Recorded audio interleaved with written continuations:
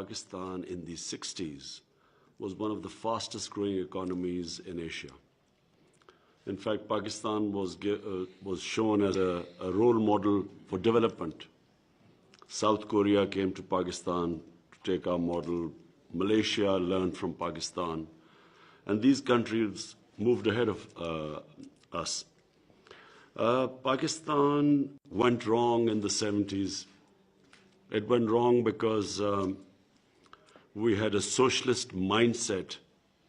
And that socialist mindset actually became a deterrent to wealth creation. So making profits was considered a sin. And that mindset then set us back. Nationalization took place. Some of our big industrialists, businessmen were hounded out of the country. And so we went backwards. And even though that socialist mindset went in the 80s and 90s, but unfortunately, socialism went, governments changed. But amongst the bureaucracy and some of the politicians, that mindset remained. So when people started making wealth, they were somehow discriminated or there was envy against them. So how are we different? Our government is a government that now has, as a policy, we feel that wealth creation is what's going to take Pakistan out of our economic crisis. We feel that wealth creation is how we will be able to pay our debts.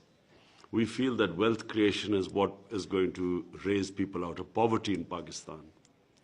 And the model of China is in front of us.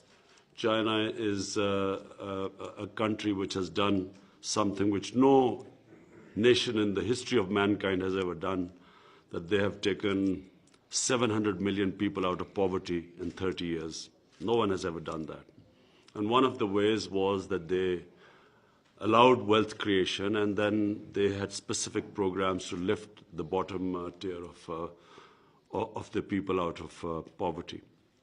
So we, as a government, our main concern is to take people out of poverty. To take people out of poverty, we have to allow people to make money. The more money is made, the more wealth is created, the more we have ability to raise taxes, and through them we can then use that money on the bottom tier of our society. So we as a government are now making every effort to remove impediments in the way of investors and businesses. We have an office set up in the Prime Minister's Secretariat, and the job of that office, a board of investment, is to make it easy for people to invest. And so this process has started. We are the only thing which we want to impose or eradicate in our society is corruption. Because corruption, unfortunately, makes it difficult for especially the small and medium industry to flourish, but also for investors, genuine entrepreneurs to prosper in a society. Corruption becomes the reason why countries also do not achieve their potential.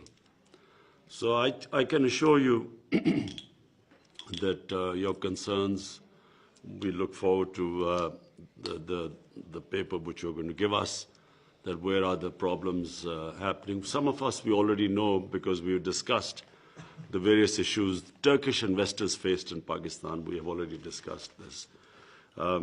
And we already, reason is erratic policy making, unpredictable policies, decisions changed midway through, and so no investor likes this unpredictability, and then you set out to invest something given a certain set of policies, and then midway through the policies are changed. We realize that that's what's been happening.